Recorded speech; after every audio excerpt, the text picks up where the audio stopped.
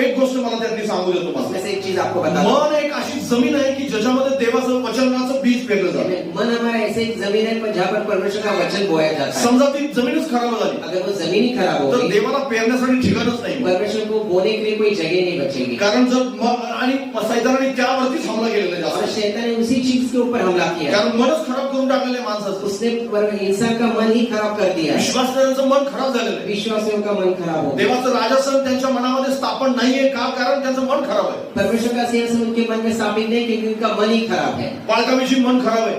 उनके अपने जो उनके पासवानी उनके बारे में उनका चर्च विषयी मन खराब आहे. कलीसिया के बारे में, विश्वासणाऱ्यांच्या विषयी मन खराब आहे. विश्वासियों के और बारे में जो त्यांना देवाचं वचन सांगणार आहे त्याच्याविषयीच सैतानाने मन खराब करून जो ठेवलं. परमेश्वर का वचन उन्हें बताता है, शैतान ने उसके बारे में उनके मन खराब करके कसं देवाचं राजसन स्थापन होईल सांगा बरं. उनके मन में कैसे परमेश्वर का सिंहासन स्थापित होगा. देवाचं सांगण्याचं जे माध्यम आहे ना ते माध्यमच खराब करून ठेवले लोकांनी. परमेश्वर